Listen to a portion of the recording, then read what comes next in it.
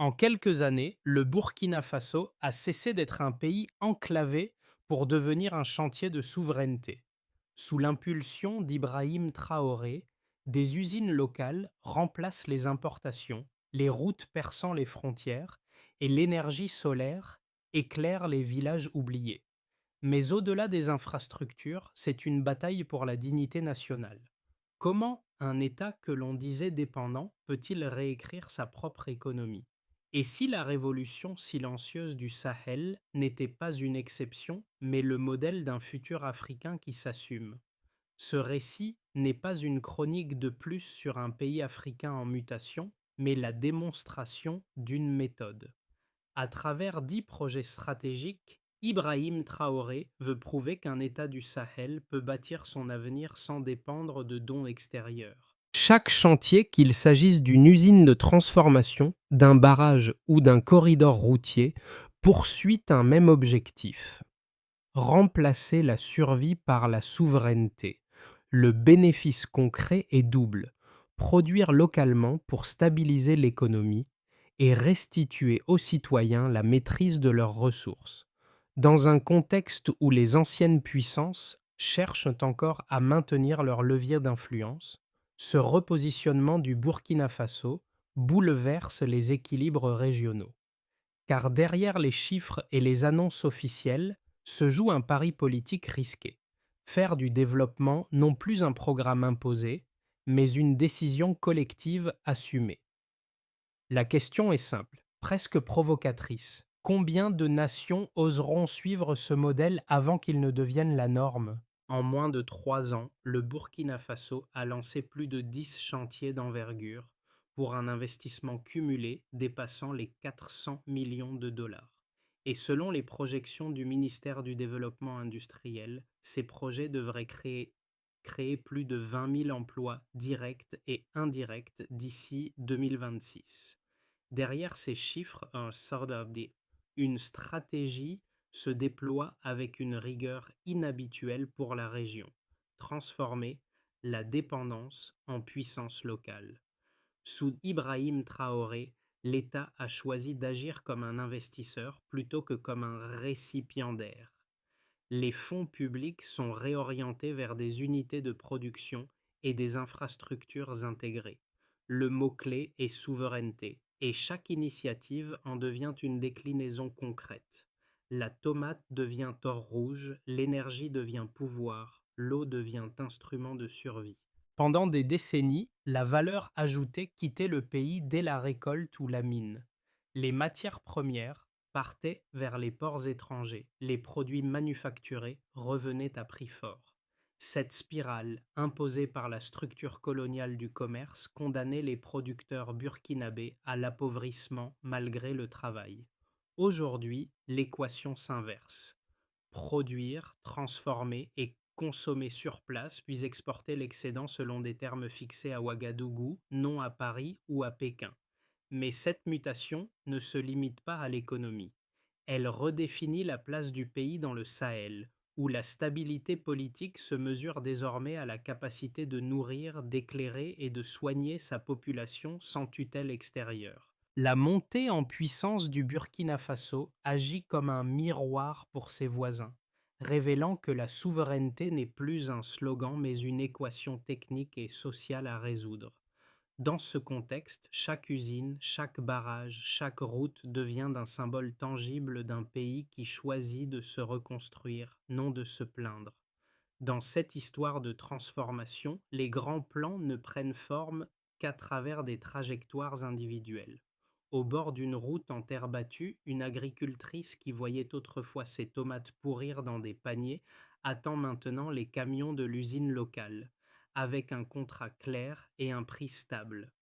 Un peu plus loin, un jeune technicien solaire installe des panneaux sur le toit d'un dispensaire rural, conscient que l'électricité qu'il sécurise permettra de conserver des vaccins et de prolonger les consultations après la tombée de la nuit. Ces personnages ordinaires deviennent les véritables guides pour comprendre ce que signifient les projets lancés au Burkina Faso. Ils traduisent en gestes concrets ce que les discours officiels résument en souveraineté, résilience ou indépendance. La nouvelle autoroute qui relie les producteurs aux ports ne se lie pas seulement en kilomètres, mais en heures de trajet économisées et en intermédiaires évités. L'hôpital régional en construction n'est pas qu'un bâtiment moderne, c'est la fin des voyages coûteux vers la capitale pour des soins de base.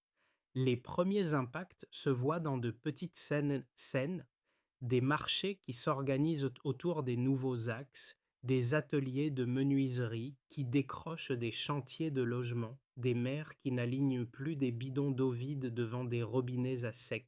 Chaque progrès reste fragile, dépendant de la continuité politique, de la sécurité et de la capacité de l'État à tenir ses promesses. Mais ces vies ordinaires, peu citées dans les communiqués, montrent déjà qu'un pays peut commencer à se relever à hauteur de village. Tout commence par une crise silencieuse. Des paniers de tomates pourrissent aux abords des routes, faute de débouchés, symbole d'une économie dépendante des importations. Sous la présidence d'Ibrahim Traoré, ce désordre agricole devient le premier champ de bataille.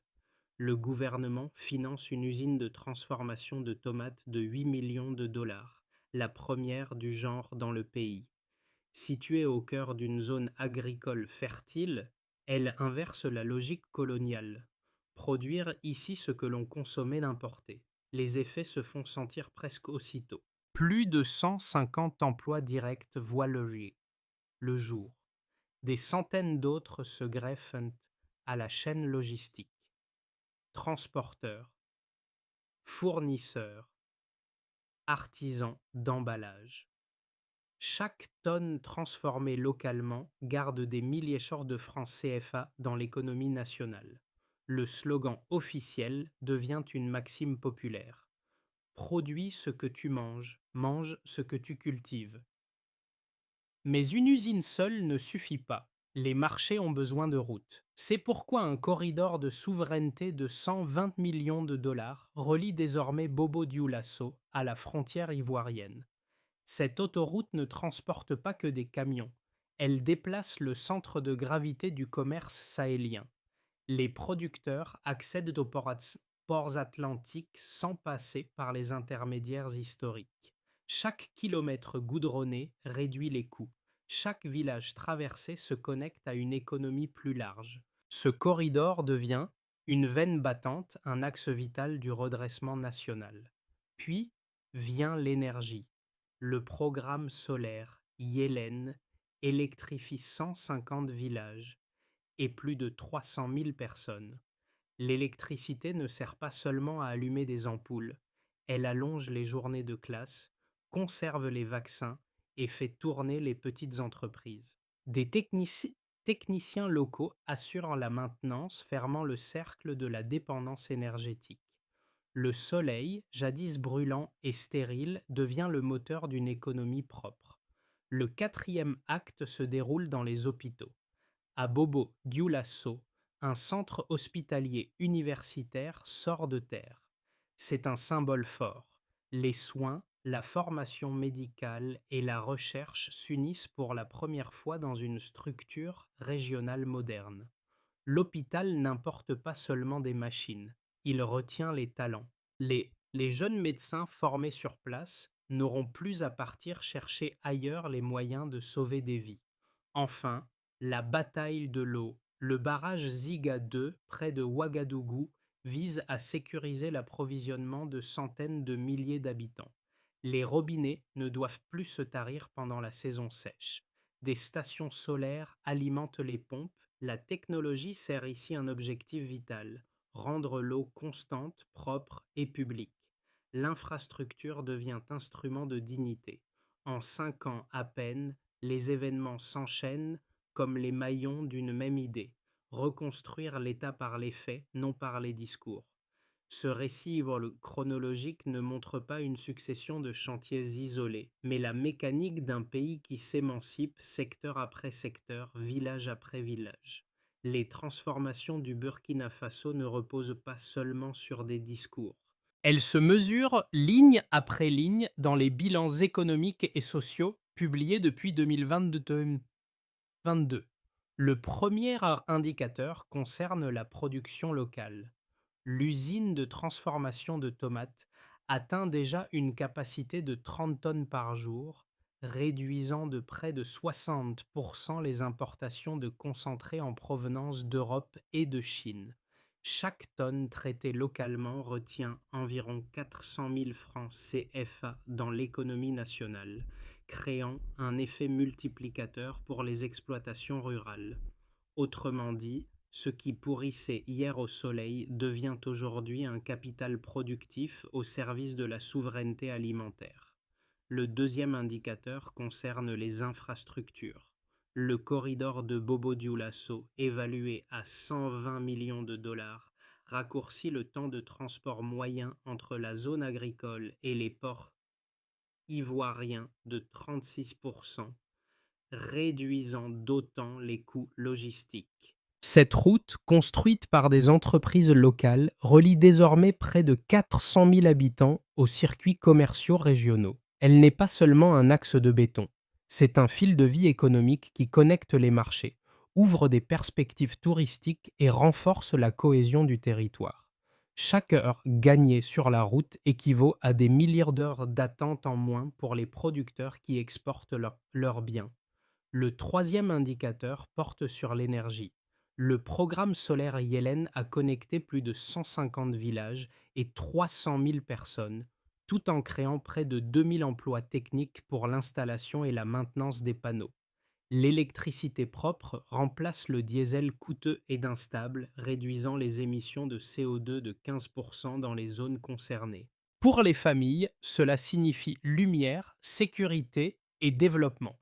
Pour les écoles, la fin des cours interrompus à la tombée du soir. La valeur réelle de Yellen n'est pas dans le watt, mais dans les heures rendues à la vie quotidienne. Le quatrième indicateur concerne la santé. L'hôpital régional de Bobo-Dioulasso est conçu pour accueillir plus de 600 lits et traiter environ 120 000 patients par an. Doté de blocs opératoires, d'unités de maternité et de laboratoires numériques, il réduit la dépendance vis-à-vis des évacuations vers la capitale. Chaque patient soigné sur place représente une économie directe pour l'État, mais surtout un gain de dignité pour la population. Enfin, le cinquième indicateur est celui de l'eau. Le barrage Ziga 2 assurera un approvisionnement stable à plus de 500 000 habitants, combinant systèmes de filtration modernes et pompes alimentées par énergie solaire. Les coupures saisonnières appartiennent au passé et les hôpitaux ne rationnent plus l'eau. Ce projet relie désormais la question environnementale à la santé publique, fondant une approche intégrée de la résilience climatique. Pris ensemble, ces chiffres dessinent la carte d'un pays en redressement. Sous la direction d'Ibrahim Traoré, les données cessent d'être abstraites. Elles deviennent des preuves palpables d'une économie qui apprend à tenir debout par elle-même. Chaque point de pourcentage, chaque emploi, chaque litre d'eau claire raconte la même histoire, celle d'un peuple qui a décidé de bâtir, non d'attendre. Toute révolution économique attire ses sceptiques, et celle d'Ibrahim Traoré n'y échappe pas. Les premiers reproches viennent d'économistes régionaux qui redoutent un repli nationaliste. Selon eux, concentrer la production à l'intérieur du Burkina Faso risquerait d'isoler le pays de ses partenaires commerciaux et d'alourdir les coûts à long terme. Ils citent en exemple la faible diversification des exportations et le danger de créer des monopoles publics coûteux. En face, le gouvernement oppose une logique d'étape. Avant de s'ouvrir, il faut d'abord se consolider. Les autorités soulignent que la substitution partielle aux importations ne vise pas la fermeture, mais la réécriture des règles d'échange. Les partenariats avec des pays voisins comme le Mali et le Niger prouvent qu'il ne s'agit pas d'un isolement, mais d'une intégration horizontale, entre égaux, non entre dominants et dominés. La souveraineté économique, rappellent les partisans de Traoré, ne signifie pas l'autarcie. Elle signifie la capacité de choisir ses dépendances. D'autres critiques portent sur la viabilité budgétaire. Peut-on soutenir un tel programme d'investissement sans risque d'endettement? Les données du ministère des Finances indiquent pourtant une réduction du recours aux prêts aux prêts étrangers. En 2024, en 2024, seuls 22% des financements publics provenaient de partenaires extérieurs, contre 47% en 2021.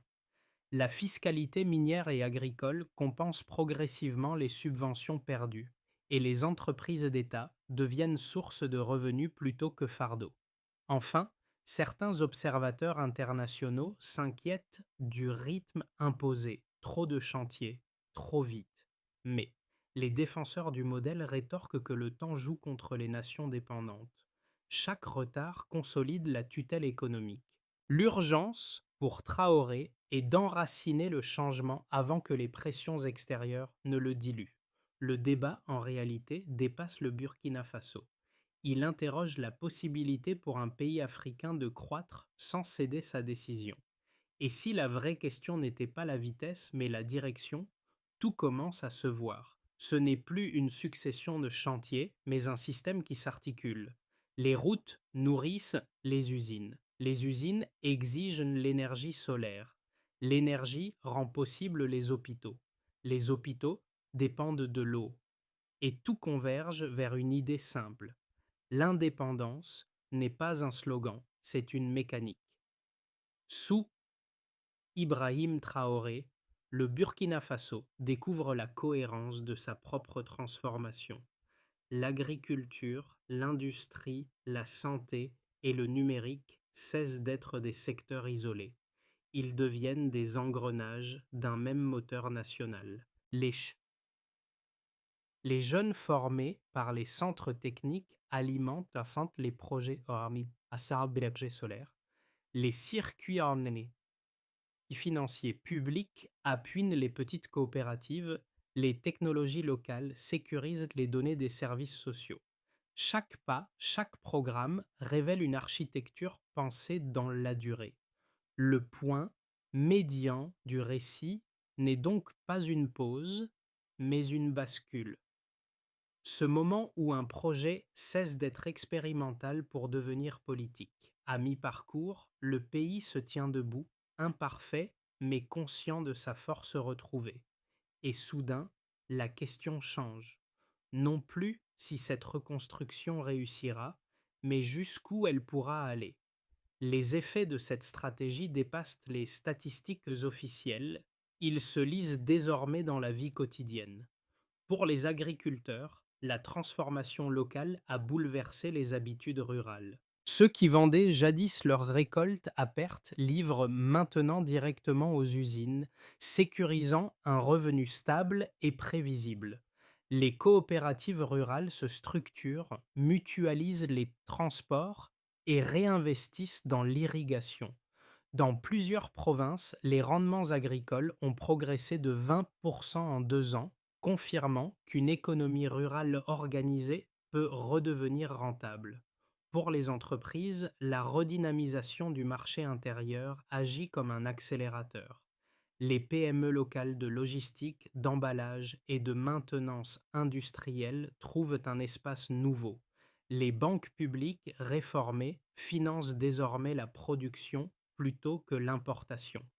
Les circuits de crédit sont simplifiés, les taux d'intérêt ajustés aux réalités locales. L'investissement privé, longtemps timide, commence à suivre l'impulsion de l'État. Les statistiques montrent une hausse de 17% du capital industriel en 2024. Pour les citoyens, l'amélioration des services essentiels devient tangible. L'accès à l'eau potable, à l'électricité et à la santé modifie la perception du quotidien. Les pannes d'électricité se raréfient, les dispensaires fonctionnent la nuit, les écoles prolongent leurs cours. Dans les zones électrifiées par le programme Yellen, la fréquentation scolaire a bondi de 28% et les commerces de proximité se multiplient. Ces résultats ne sont pas spectaculaires isolément, mais ensemble, ils forment une boucle vertueuse où chaque progrès en alimente un autre. Pour les régions frontalières, les infrastructures transforment la géographie économique.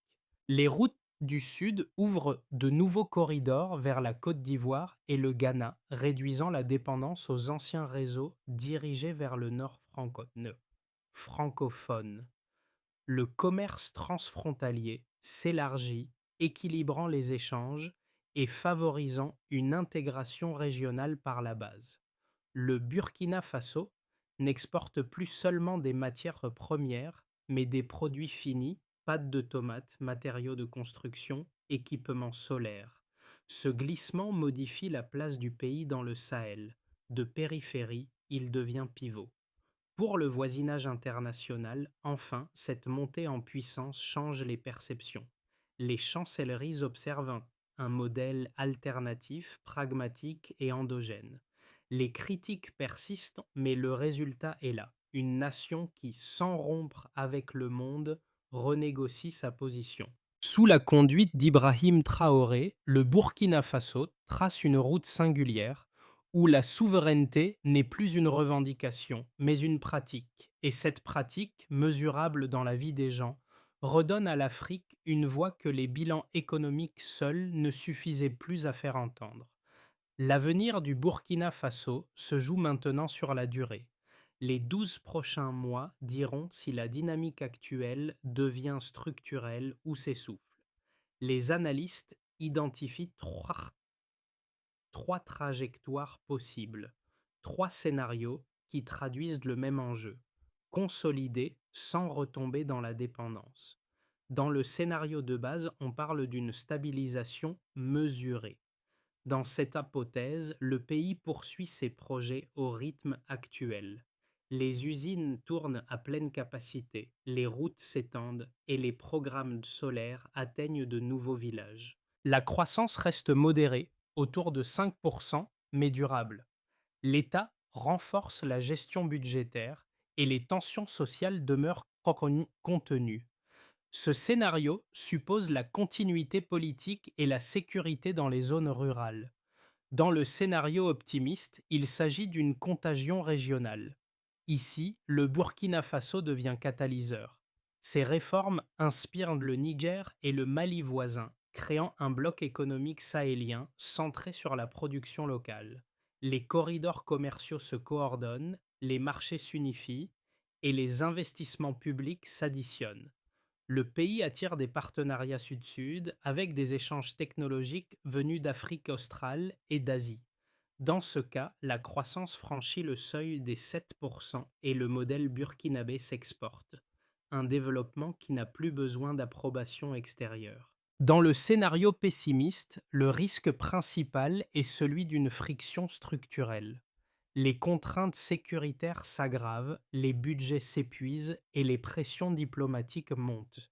Certains chantiers ralentissent, d'autres s'interrompent. Les importations reprennent leur domination, fragilisant la souveraineté alimentaire.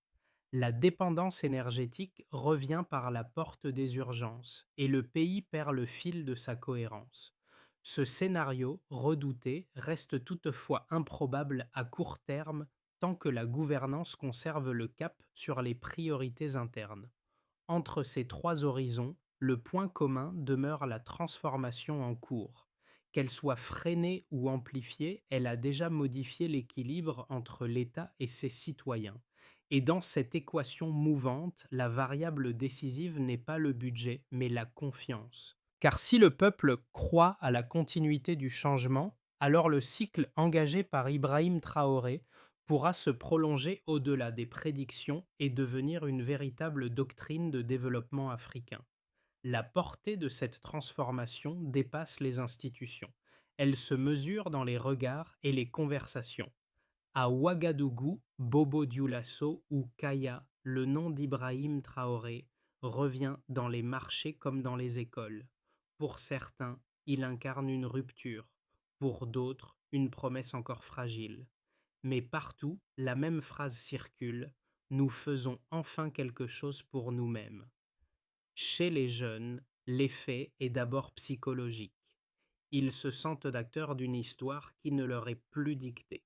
Les centres de formation, les projets d'énergie solaire et les ateliers numériques leur offrent des perspectives que l'émigration semblait seule garantir. Le départ n'est plus une fatalité, mais un choix. Chez les femmes, la mutation est concrète. Les programmes de microcrédit et d'agriculture soutenus par les nouvelles banques publiques permettent à des milliers d'entrepreneuses rurales de stabiliser leur activité. Le temps libéré par l'accès à l'eau, à l'électricité et aux soins devient d'un capital social nouveau. L'autonomie ne s'énonce plus en discours.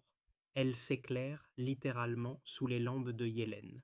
Dans les classes moyennes naissantes, le sentiment d'appartenance s'ancre à nouveau. Les logements du programme Faso Mayo, les routes et les hôpitaux deviennent des preuves tangibles d'un État qui agit. Même si tout reste fragile, l'idée d'un avenir collectif reprend racine.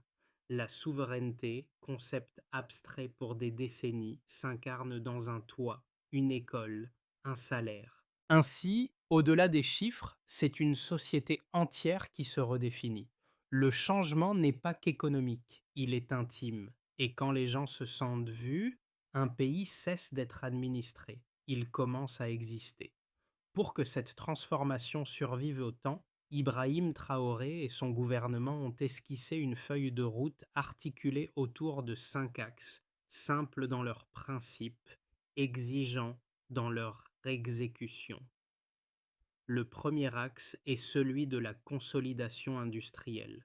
Chaque usine ouverte doit devenir un centre d'apprentissage. Des partenariats entre l'État et les instituts techniques assurent la formation continue des ouvriers, ingénieurs et gestionnaires. L'objectif est qu'à l'horizon 2026, 80% des postes de direction soient occupés par des compétences locales.